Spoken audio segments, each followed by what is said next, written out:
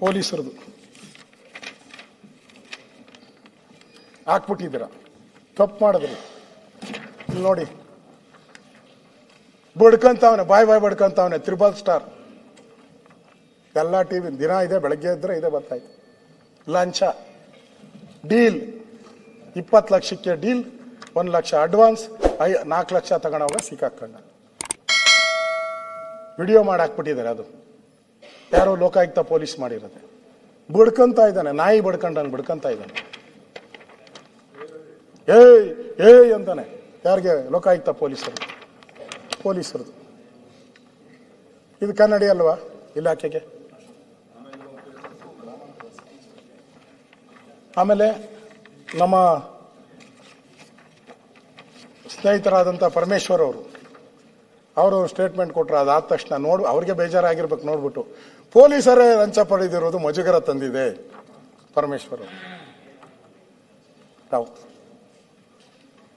ಅದು ಎಲ್ಲಿ ಕರೀತಾನೆ ಅಧ್ಯಕ್ಷರೇ? ಲಂಚ ತಗೊಳಕ್ಕೆ ಮೊದಲೆಲ್ಲ ಲಂಚ ಟೇಬಲ್ ಕೆಳಗಡೆ ಓಡ್ತಾ ಇತ್ತು. ಕೈ ಇಕ್ಕೋರು ಹಿಂಗೆ, ಅಲ್ಲಿ ಆ ಕೈಯಲ್ಲಿ ಅವನಿಡೋನು, ಕಾಣಿಸ್ತಾ ಇರಲ್ಲ ಕ್ಯಾಮ್ರಾಗೆ. ಅದು ಹೊರ್ಟೋಯ್ತು. ಈಗ ಇವನು ಎಲ್ಲಿ ಕರೆದವನು ಗೊತ್ತಾ ಲಂಚ ಇಸ್ಕೊಳಕ್ಕೆ? ಮುಖ್ಯಮಂತ್ರಿಗಳೇ, CR ಗ್ರೌಂಡ್ಗೆ, ಎಲ್ಲಿ ಪೊಲೀಸರು ಧ್ವಜ ಹಾಕಿ ಪೆರೇಡ್ ಮಾಡ್ತಾರಲ್ಲ, ಆ ಪೆರೇಡ್ ಗ್ರೌಂಡ್ಗೆ ಕರೆದಿರೋದು ಲಂಚ. ಏನೋ ಕ್ರಿಮಿನಲ್ ಕೇಸ್ ಅಲ್ಲ ಇದು, ಪಾರ್ಟ್ನರ್ಶಿಪ್ ಕೇಸು. ಪಾರ್ಟ್ನರ್ಗಳು ಜಗಳಾಡಿ ಇವನು ಬರೋದೇ ಇಲ್ಲ. ಪಾರ್ಟ್ನರ್ಶಿಪ್ ಜಗಳ ಆಡಿದ್ರೆ ಅದು ಕೋರ್ಟಲ್ಲಿ ಸಿವಿಲ್ ಮ್ಯಾಟ್ರ್ ಇದೆ, ಸಿವಿಲ್ ಮ್ಯಾಟ್ರಿಗೆ ಹೋಗ್ತಾರೆ. ಅಲ್ಲಿ ತೀರ್ಮಾನಗಳನ್ನು ಸಿವಿಲ್ ಮ್ಯಾಟ್ರ್ ಇದರಲ್ಲಿ ತೀರ್ಮಾನ ಮಾಡ್ಕೋಬೇಕು. ಇವನಿಗೇನು ಕೆಲಸ? ಅರೆಸ್ಟ್ ಮಾಡ್ತಾನೆ, ಅವನ್ನ ಲಾಕಪ್ಪಲ್ಲಿ ಹಾಕ್ತಾನೆ, ಅವನ ಮೇಲೆ ಕೇಸ್ಗಳು ಹಾಕ್ತಾನೆ, 1 ಲಕ್ಷ ಕೊಡ್ತಾನೆ ಅವನು, ಆಮೇಲೆ ಬಿಡ್ತಾನೆ, ಇನ್ನು 4 ಲಕ್ಷ ತಗೊಂಬ ಅಂತಾನೆ, ಆಮೇಲೆ ಒಟ್ಟು 11 ಲಕ್ಷಕ್ಕೆ ಡೀಲ್ ಮಾಡ್ತಾನೆ. ಅವ್ನು 4 ಲಕ್ಷ ಕೊಡುವಾಗ ಸಿಕ್ಕಾಕೊಂಡಿರೋದು ಇದು, ಪಡ್ಕೊಳ್ತಾ ಇರೋದು. CR ಪೆರೇಡ್ ಗ್ರೌಂಡು ಲಂಚದ ಕೇಂದ್ರ ಆಗೋಯ್ತು ಈಗ. CR ಪೊಲೀಸ್ ಲಂಚದ ಕೇಂದ್ರ ಆಗೋಗಿದೆ ಇದು. ಇವತ್ತು ಕಾನೂನು ಸುವ್ಯವಸ್ಥೆ ತಾವು ನೋಡ್ತಾ ಇದ್ದೀರಾ. ಡ್ರಗ್ ಸಿಕ್ಕಿದಾಗೂ ಕೂಡ ಮೈಸೂರಲ್ಲಿ ಸಿಕ್ತು, ಬೆಂಗಳೂರಲ್ಲಿ ಸಿಕ್ತು. ನಮ್ಮ ಮಿನಿಸ್ಟರ್ ಹೇಳ್ತಾರೆ ಯಾವುದೋ ಒಂದು ಸ್ವಲ್ಪ ಸಿಕ್ಕಿದೆ ಅಂತ ಹೇಳಿದ್ರು. ಆಮೇಲೆ ಅವರು ಪ್ರೆಸ್ ಮೀಟ್ ಹೇಳಿದ್ರು ಭಾಳ ಜಾಸ್ತಿ ಸಿಕ್ಕಿದೆ, 100 ಕೋಟಿ ಸಿಕ್ಕಿದೆ ಅಂತ ಹೇಳಿದ್ರು. ಆಮೇಲೆ ಮುಖ್ಯಮಂತ್ರಿಗಳು ಮೀಟಿಂಗ್ ಕರೆದ್ರು, ಚೀಮಾರಿ ಹಾಕಿದ್ರು, ನಿಮ್ಮ ಯೋಗ್ಯತೆಗೆ ಅಷ್ಟು ಬೆಂಕಿ ಇಕ್ಕಿದ್ರು. ಹೇಳ್ಬೋದ ಪದ ಸರಿ ಇಲ್ಲ, ಬೆಂಕಿ ಇಟ್ಟರು. ಅವ್ರು ಯಾವನೋ ಒಂದು ಡೆಲ್ಲಿಯಿಂದ ಮಹಾರಾಷ್ಟ್ರದಿಂದ ಎಲ್ಲ ಅರೆಸ್ಟ್ ಮಾಡ್ತಾವ್ರು, ನೀವೇನು ಮಣ್ಣು ತಿಂತಾ ಇದ್ದೀರಾ ಅಂತಂದ್ರು. ಅಷ್ಟು ಹೇಳಿದ ಮೇಲೂ ಮತ್ತೆ ಡೆಲ್ಲಿ ಪೊಲೀಸರು ಬಂದು ಮತ್ತೆ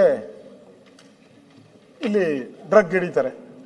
ಹಿಂಗೆ ಪದೇ ಬೇರೆ ರಾಜ್ಯದವ್ರು ಬಂದು ಈ ಥರ ಡ್ರಗ್ಗನ್ನು ಹಿಡಿತಾ ಇದ್ರೆ ರಾಜ್ಯದ ಏನು ಡ್ರಗ್ ರಾಜ್ಯ ಆಗೋಗ್ಬಿಟ್ಟಿದೆ ಇದು. ನಮ್ಮ ಕಾನೂನು ಮತ್ತು ಸುವ್ಯವಸ್ಥೆಯಲ್ಲಿ ಹಾಕಿದ್ದೀರ ಏನು? ಸರ್ವ ಜನಾಂಗದ ಶಾಂತಿಯ ತೋಟ. ಇದೇನಾ ಶಾಂತಿಯ ತೋಟ? ಇದೇನಾ ಕರ್ನಾಟಕ ಮಾದರಿ, ದೇಶಕ್ಕೆ ಮಾದರಿ? ಡ್ರಗ್ ರಾಜ್ಯ ಮಾಡಿರೋದು ದೇಶಕ್ಕೆ ಮಾದರಿನ? ಒಬ್ಬ $3 CR ಪೊಲೀಸ್ ಸ್ಟೇಷನ್ ಇದಕ್ಕೆ ಕರೆದು, ಗ್ರೌಂಡ್ ಕರೆದು ಹಣ ವಸೂಲಿ ಮಾಡ್ತಾ ಇರೋದು ಇದು ದೇಶಕ್ಕೆ ಮಾದರಿನ? ನೀವು ಬೀದರಲ್ಲಿ ATM ದರೋಡೆ ಆಯಿತು, ಇನ್ನೂ ಕಂಡಿಡದೇ ಇಲ್ಲ. ಕಳ್ಳ ಯಾರು ಅಂತಾನೆ ನಮ್ಗೆ ಗೊತ್ತಾಗಿಲ್ಲ. ಇಲ್ಲಿ ವೈಫಲ್ಯ ಅಲ್ಲ, ಇದು ದೇಶಕ್ಕೆ ಮಾದರಿನ? ಪೊಲೀಸರೇ ಕಳ್ಳರಾದರೆ 7 ಕೋಟಿ ಜಯನಗರ ಆಯಿತು. ಪೊಲೀಸ್ ಕಮಿಷನರ್ ಆಫೀಸ್ ಎದುರುಗಡೆನೆ, ಅವರ ಚೇಂಬರ್ ಮುಂದೆನೆ 11 ಲಕ್ಷ ಕಳ್ತನ ಆಯಿತು. ಕಾಸಿಗಾಗಿ ಪೋಸ್ಟಿಂಗ್, ಹಣಕ್ಕಾಗಿ ಪೋಸ್ಟಿಂಗ್. ಇದುವರೆಗೂ ನಾನು ಅಧ್ಯಕ್ಷರೇ ಪೊಲೀಸರದ್ದು 2 ವರ್ಷಕ್ಕೊಂದ್ಸರಿ ಟ್ರಾನ್ಸ್ಫರ್. 6 ತಿಂಗಳಿಂದ ಪೊಲೀಸ್ ಟ್ರಾನ್ಸ್ಫರೇ ಆಗ್ತಾ ಇಲ್ಲ. ಯಾಕೆ ಅಂತ ನಾನು ಕೇಳಿದೆ. ಯಾರೋ ಹೇಳಿದ್ರಂತೆ, DK ಶಿವಕುಮಾರ್, ನಾವು ಬೆಂಗಳೂರೆಲ್ಲ ನಂದು, ನಾನು ಹೇಳ್ದವ್ರನ್ನೇ ಮಾಡಬೇಕು ಅಂತ. ಪರಮೇಶ್ವರ್ ಹಂಗಾರೆ ನಾನೇನ್ಕಿರೋದು? Home minister Parameshwar. ಮುಖ್ಯಮಂತ್ರಿ ನಿಮ್ಮನ್ನೆಲ್ಲ ನಾಮಿನೇಟ್ ಮಾಡಿದ್ದೆ ನಾನು, ನಂದು ಹೇಳ್ದಂಗೆ ನಡಿಬೇಕು. ಈ 3 ಕಿತ್ತಾಟದಲ್ಲಿ ಪೋಸ್ಟಿಂಗ್ಸೇ ಇಲ್ಲ, ಯಾವುದು ಪೋಸ್ಟಿಂಗ್ಸೇ ಆಗ್ತಾ ಇಲ್ಲ.